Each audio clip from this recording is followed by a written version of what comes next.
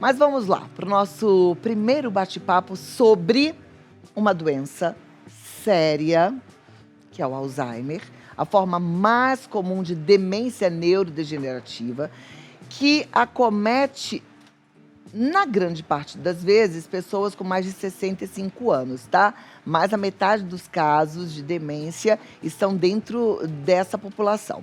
Os sintomas mais característicos da doença de Alzheimer são perda de memória para acontecimentos recentes, repetição da mesma pergunta várias vezes, ou mesmo texto, ou mesma informação várias vezes, dificuldade para acompanhar conversas, ou mesmo os pensamentos mais complexos, dificuldade para dirigir, encontrar caminhos conhecidos, entre outras incapacidades. Para a gente conversar sobre esse assunto, eu recebo hoje uma psiquiatra muito querida, doutora Luana Martinez, e que está estudando bastante sobre esse assunto para nos ajudar, e é claro, tem ajudado a muitos pacientes, né, doutora? Tudo bom. Também estamos assim, no mesmo azul, em Sintonia. sintonia. Sentar aqui do seu lado para a gente falar sobre Alzheimer. É impressionante, mas eu já fiz muitas entrevistas sobre Alzheimer e a gente sempre precisa aprender mais e mais. E a angústia aumenta em relação a essa doença, porque eu, particularmente, não consigo ver muita luz no fim do túnel. Eu estou errada? Não. Com o envelhecimento da população mundial, atualmente no mundo temos cerca de 50 milhões de pessoas sofrendo com algum tipo de demência. Dessas 50 milhões, 60% sofre de demência na doença de Alzheimer, né? No Brasil, aproximadamente 1,5 milhões de pessoas têm uma demência, né? E se espera que até 2050 esse número triplique mundialmente. Então é esperado que em 2050 150 milhões de pessoas sejam acometidas por algum tipo de demência. Uau, são números desanimadores até, né? Sim. Preocupantes. Preocupantes. Eu sei que a gente não tem uma medicação que nos dê a cura do Alzheimer. Exato. Tem muitas pesquisas acontecendo em relação a isso ou não? Tem. Atualmente, os pesquisadores estão voltados para essa busca de o que a gente chama de fármacos modificadores de doença. Porque até o momento não existe nenhum fármaco, nenhuma medicação que cura, que modifica a doença. Então, existem esforços por parte de biofarmacêuticas e cientistas no mundo buscando pelo menos um tratamento que possa trazer uma modificação no curso, porque essa é uma doença neurodegenerativa progressiva, né? E até o momento a gente não tem ainda nenhuma medicação que cura. Eu já vi alguns textos, alguns vídeos, inclusive de profissionais que estão envolvidos com essas pesquisas, falando da dificuldade realmente de se conseguir chegar a uma medicação que traga cura para o Alzheimer. Enquanto isso, eu penso que o que nós devemos fazer é a prevenção, né? Exato, com certeza. As causas, os fatores de risco, vamos chamar assim, são divididos em dois. Temos os ambientais, e esses sim podem ser modificáveis, né? Então, fator de risco como diabetes, hipertensão arterial, sedentarismo, obesidade, tabagismo, depressão, são fatores de riscos que aumentam a chance da pessoa desenvolver uma demência. Agora, deixa eu te fazer uma pergunta já nessa sua resposta. Você falou de depressão. Muita gente tem. Antigamente a gente não ouvia falar com tanta frequência. Hoje eu vejo que está muito mais comum do que antes. É comum a gente encontrar alguém que esteja fazendo tratamento para depressão, tomando um medicamento antidepressivo. Essas pessoas que têm depressão, mas estão se tratando, elas também estão nesse grupo de risco? Pelo fato de terem tido depressão durante a vida? Então, pessoas antes dos 60 anos com depressão, a gente sabe que precisam ser tratadas sempre, né? E quando elas são tratadas, esse é um fator modificável, né? É um risco que diminui. O problema é que a gente vê muitos pacientes ainda com sintomas e existe uma dificuldade, apesar de ter, acho que a gente vive um momento em que de desestigmatização, né? Existe sempre um estigma em relação à saúde mental, mas ainda a gente encontra muitos pacientes resistentes a procurar uma ajuda, um tratamento, né? O que a gente sabe também é que pacientes que têm o primeiro episódio depressivo após os 60 anos têm ainda mais chance de ter uma doença de Alzheimer. De Alzheimer na frente. Então, quem teve antes, um pouco menos do que quem tem depois. Isso, mas sempre precisa de tratamento, precisa tratar, né? Agora, existem medicamentos que algumas pessoas fazem uso até em ocasião de uma depressão ou uma crise de ansiedade e que, não sei como, nem porquê, mas estamos num país onde dá-se um jeitinho para tudo, continuam usando. Eu estou falando dos benzodiazepínicos, né, que tiram os pacientes da crise. Sim. Os benzodiazepínicos são medicamentos que podem proporcionar aí um risco grande para doenças como Alzheimer e outras demências senis? Os trabalhos científicos, eles não têm uma resposta correta. Então, eles divergem. Alguns trabalhos mostram que sim, né? O uso prolongado de benzodiazepínico pode sim levar a um risco de ter uma demência. Alguns dizem que seria transitório, seria no período em que o paciente está usando, esse comprometimento da cognição, mas o que a gente sabe é que essas medicações, independente da demência ou não, são usadas de forma discriminada, né, por longos períodos, de forma desnecessária, né? Já que a literatura é bem clara em relação a isso, para ser utilizado em casos necessários, por tempos curtos, né? E depois precisa ser descontinuado. Perfeito. E aí, olha, tanto paciente quanto médico precisam ter esse olhar, essa responsabilidade, né? E esse cuidado também. Exato. A gente vai voltar para continuar o bate-papo, mas eu fico aqui pensando só numa coisa, sempre que falo de Alzheimer também. É difícil da gente ter um diagnóstico preciso em relação ao Alzheimer, né? Porque, primeiro, que envolvem profissionais diversos. Não tem um exame que fale assim, é Alzheimer. Né? Existem possibilidades. Será que existe muito diagnóstico errado ou não? E aí você me fala sobre isso já já. Tá bom? Tá bom. A gente continua. Doutora Luana, tem gente que de repente não tem o diagnóstico de Alzheimer e tem Alzheimer e vice-versa? Sim, tem sim. Você comentou sobre a dificuldade, né, do diagnóstico. Eu acho que hoje a gente vive um cenário um pouco melhor, né, porque existe alguns exames que a gente chama de biomarcadores, né, tanto de imagem quanto marcadores no líquor, periférico, no sangue, que consegue medir, quantificar a proteína que está associada na gênese, né, na fisiopatologia que a gente chama da doença. Mas a gente entende que ainda não é acessível. Né? Alguns exames são caros e não estão disponíveis em todos os locais. Né?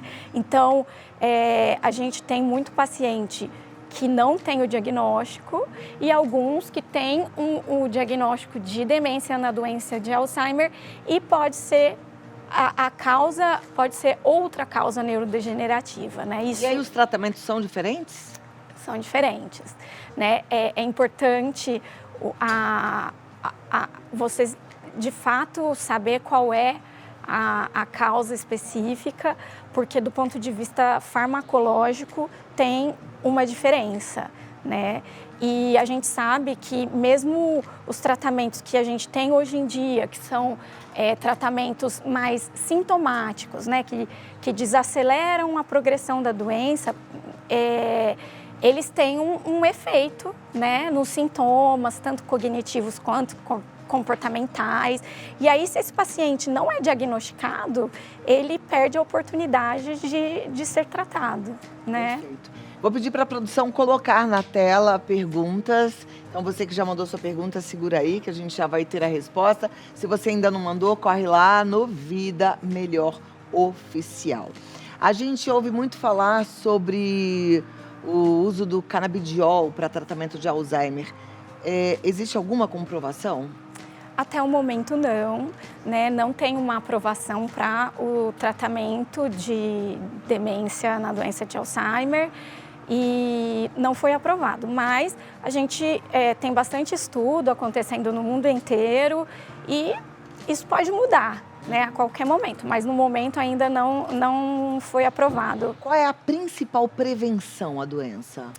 A principal prevenção são esses fatores de riscos que eu comentei com você, que são modificáveis. Então, atividade física, né? Se exercitar, alimentação saudável, né? Para prevenir doenças como obesidade, diabetes, tratamento adequado para o diabetes, para hipertensão, né?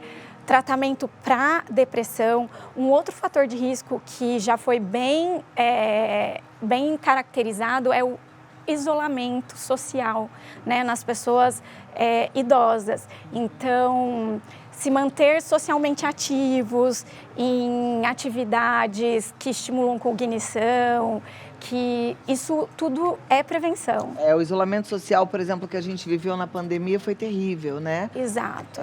A gente viu muitos idosos, quem tem um idoso por perto viu o quanto cai, né? O estado como todo. Minha sogra, ela teve uma grande queda, assim, na parte cognitiva, principalmente nessa época da pandemia. Por mais que a gente estivesse próximo, né? Exato. Perde o contato com os amigos, com as amigas, né? Isso é horrível. Sim. Então, a gente precisa incentivá-los. Ontem a gente falou sobre a importância de um animalzinho de estimação. Para as demências também é interessante? Sim, tem estudos já mostrando que o pet pode sim ajudar em doenças de saúde mental de maneira geral, né? E tanto nas doenças cognitivas, né? Além de ser uma companhia, como a gente acabou de falar, ele estimula o idoso a ter uma rotina, né, de cuidado, sai para passear. O pet, dependendo do pet, nem deixa você dormir o dia inteiro, viu, minha amiga? Que não é legal, que não é saudável. Porque ele vai querer que você acorde para brincar com ele, vai querer que você levante para levá-lo para dar aquela corridinha, né? Fazer xixi, fazer cocô, você tem que limpar. Então, chama a gente para atividade. Sim. Os exercícios e os novos aprendizados, por exemplo, tem gente que fala, eu tenho que fazer com essa palavra para manter minha cabeça boa. Sim. É isso mesmo? Ou existe algum tipo de aprendizado que seja mais eficiente? Sim, a gente fala muito sobre se manter estimulando a cognição, né? Então, o que mais a gente vê de eficiente são leituras, né? Se manter a par das notícias, ler um jornal, ler um livro, aprender coisas novas, como um instrumento, uma língua, né? Mas é importante estimular de forma adequada. O caça-palavra também pode fazer, mas não é só isso. Não é só isso, olha lá. A gente tem que ficar atento aí, porque às vezes a gente fala, já estou fazendo e ponto. Não, vamos fazer outras coisas e aprender coisas novas. Eu acho que não desistir da vida, sabe? É estar na vida, exato, presente, atuante, sabendo o que está acontecendo, né? Exato. Continuar vivendo, continuar com interesse pela vida. Sim. Vou voltar aqui já, então, para a gente mandar as perguntas com as suas respostas, tá bom? Vamos lá, de volta aqui com a nossa pauta. Vou pedir para a produção já liberar as perguntas. E a doutora Luana Martinez vem com as respostas. A primeira é da Fernanda Cristina Nogueira. Boa tarde a todos. Minha mãe, de 74 anos, tomou direto alprazolam por 2 anos para dormir. E a memória começou a falhar muito e trocaram agora para quetiapina. A perda da memória pode ser controlada e recuperada ou somente amenizada? Fernanda, então, ainda bem que ela conseguiu, né, suspender a medicação, ela ficou por muito tempo com essa medicação.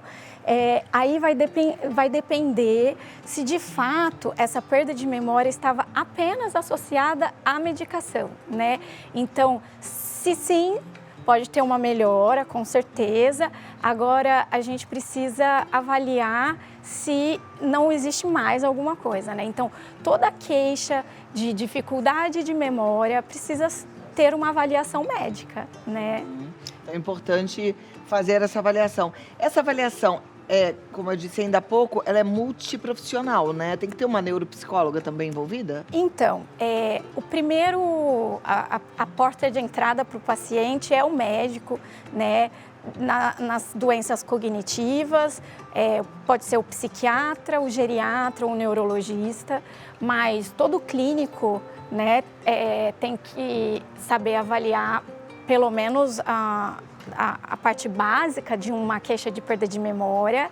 E inicialmente acontece uma entrevista por esse médico.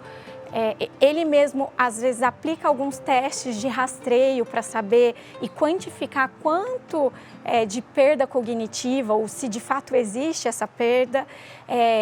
São necessários exames laboratoriais, né? Existem algumas causas de perda cognitiva reversíveis, que a gente chama, como deficiência de vitaminas, disfunção da tireoide, que precisa ser investigado, né? Descompensação do diabetes. E diante da dúvida ainda, existe a necessidade de uma avaliação mais complementar e extensa, que seria uma avaliação neuropsicológica. Perfeito. A depressão, ela também atrapalha a parte cognitiva, né? Exatamente. A depressão também é uma causa de declínio cognitivo modificável, que a gente diz. Então, na vigência daquela doença, o paciente pode apresentar uma perda cognitiva e quando você trata a doença, melhora. Tem melhora. Ok. Obrigada, Fernanda, pela sua pergunta. Da mamãe, sim. Vicky Hilário Costa, boa tarde. Minha mãe teve Alzheimer. Posso ter também? Como me prevenir? O óleo de coco é bom? A doença de Alzheimer, a maioria, 85% dos casos, são associados à perda de memória, né? E de causas esporádicas, que a gente fala. A chance de uma doença de Alzheimer familiar, ela está mais associada às doenças de mutações genéticas, né? E aí, nesses casos, elas acontecem antes dos 65 anos. Então, se a sua mãe iniciou um quadro de demência na doença de Alzheimer antes dos 65 anos, precisa se investigar uma causa de genética, né? Se foi após isso, geralmente é esporádico, né? Como prevenir? Aquilo que a gente conversou, sempre tendo um estilo de vida saudável, né? Fazendo exercícios para todo mundo, independente se algum familiar de primeiro grau teve ou não demência de Alzheimer. E cuidar desses fatores que são modificáveis, né? A questão do óleo de coco não tem nenhuma evidência, evidência científica, né? Gente, a gente vê tanta coisa doida na internet, tem que tomar um cuidado tremendo. Exato. Porque tem muita informação interessante, mas tem muita desinformação também, então a gente tem que ficar atento. Agora, sabe que eu faço esse momento de saúde aqui no programa há 15 anos, né? E todos os médicos, de todas as especialidades, eles falam da importância do exercício físico, do equilíbrio dos níveis de açúcar no sangue, Exato. de aprender coisas novas, da espiritualidade. Então, assim, não tem como, né? Fazer boa escolha na alimentação, de dormir bem, porque o sono de qualidade também é importante, né? Essa pergunta de prevenção, ela acontece muito, né? E aí, uma outra pergunta que vem acompanhando é: quando eu começo a me preocupar? E eu digo, desde que você entende e começa a se movimentar. Então, a gente envelhece. Então, quanto mais jovem, quanto antes você começar a ter esse estilo de vida saudável, você vai envelhecer com melhor qualidade. Com toda certeza, gente, porque no envelhecimento a gente tem muitas perdas, a gente tem que lembrar disso, né? Exato. Obrigada, Vicky, e tudo de bom para você. Cadê a próxima pergunta? Gildete Chagas. Boa tarde, estou com 68 anos e muito esquecimento. Acredito ser Alzheimer. Não saio desde 2021, cuidando de minha mãe acamada. Sinto que estou piorando a cada momento. Ando sem perspectiva e depressiva por ficar em cárcere privado. Gildete, na verdade, você está falando muito sobre alguns sintomas de humor que a gente fala, né?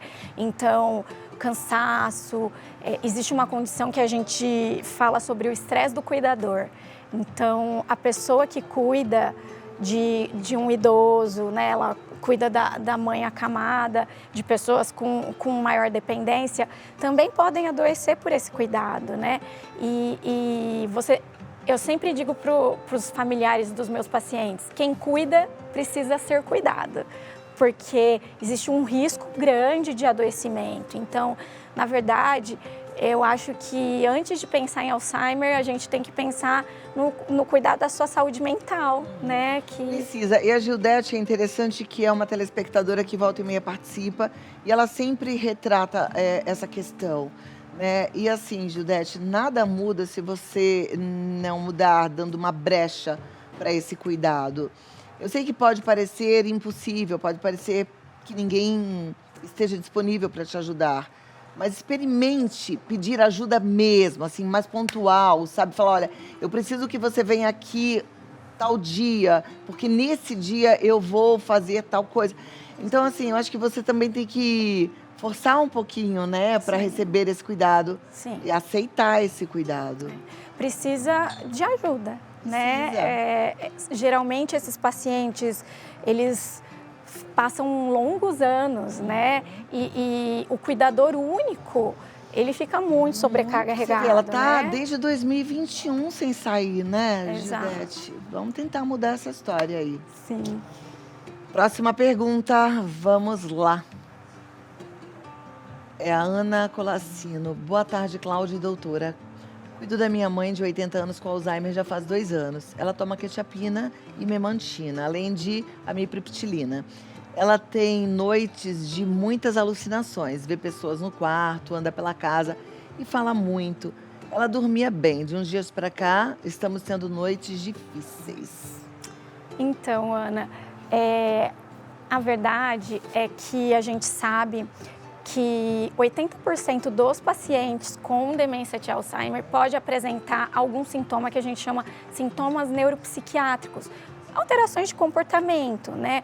Os mais comuns são ansiedade, depressão, falta de iniciativa, mas também agitação, agressividade, impacto no sono e alucinações também pode acontecer.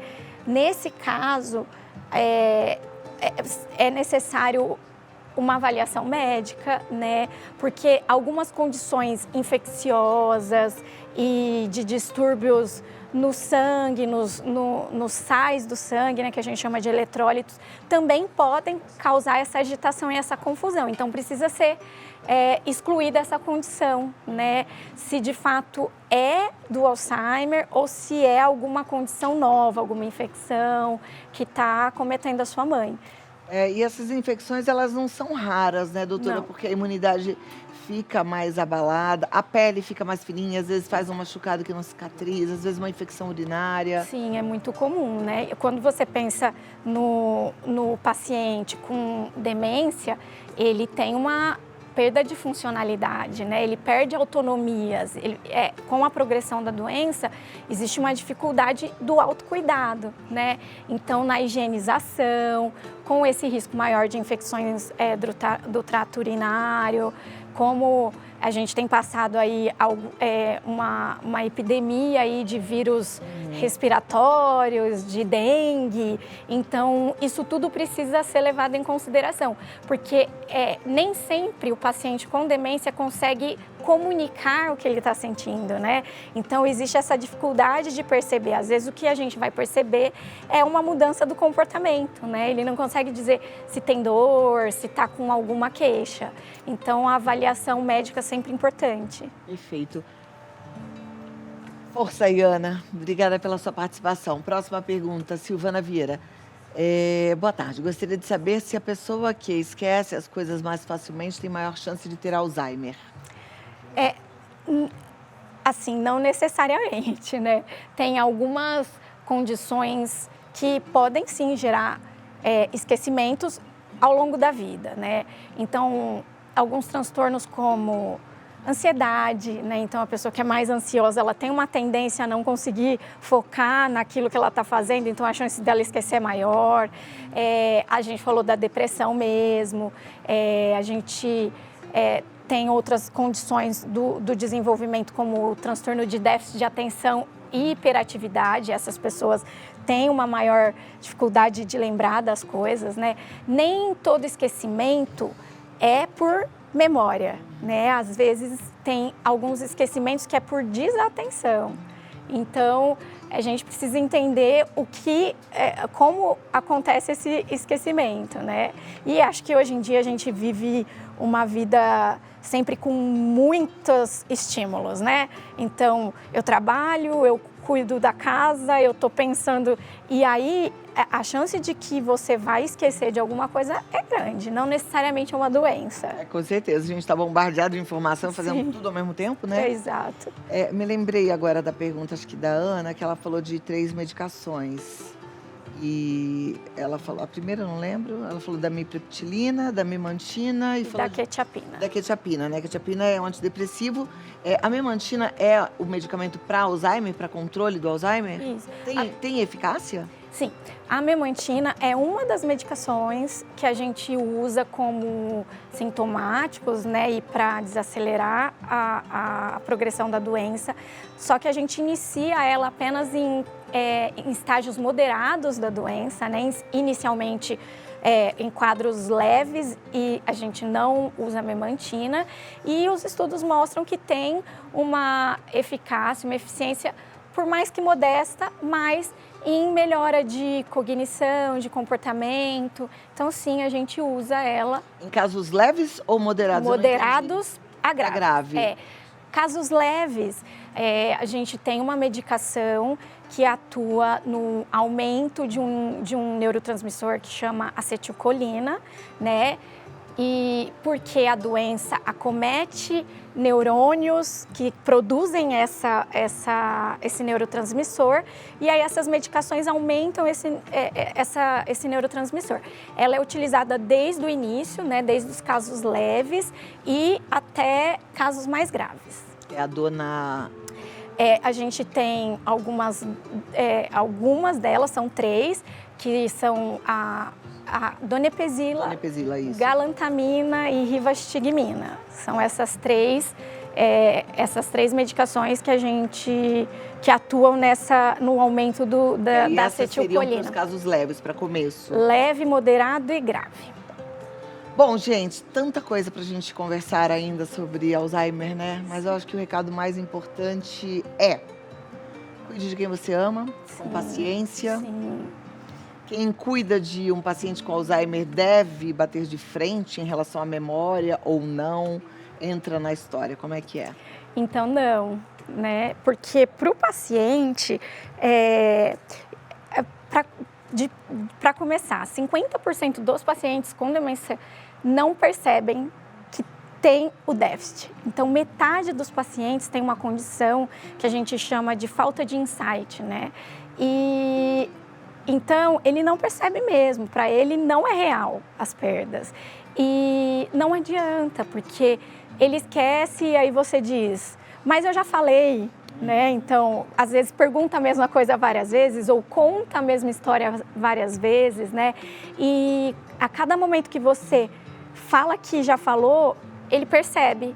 Isso gera sofrimento, isso em estágios mais avançados pode gerar inclusive agitação, agressividade. Então, essa questão também do manejo das alterações de comportamento são extremamente importantes, né? Então, em casos como ela acabou de falar, ela vê coisas, ela acha que tem gente aqui, é muito comum o paciente achar que roubaram ele porque ele não lembra, né? Então, assim, não adianta falar que é coisa da cabeça dele, né? É sempre interessante, não, tudo bem, a gente vai procurar, porque senão o paciente fica agitado, porque para ele isso é real, né? Temos que aprender, né? E fazer da melhor forma que a gente pode. Aos cuidadores, minha solidariedade. Quem cuida precisa de cuidado, não esqueça disso e abra espaço aí na sua vida para ser cuidado também. A gente às vezes tem dificuldade de ser cuidado, né? Exato. Quando a gente é muito de cuidar, a gente acha que dá conta, mas a gente precisa, ninguém é super-herói. Exato. Doutora Luana Martinez, muito obrigada mais uma vez. Obrigada a você pelo convite. Ela tá no Instagram como Luana Martinez, com Z no final, psiquiatra, tá?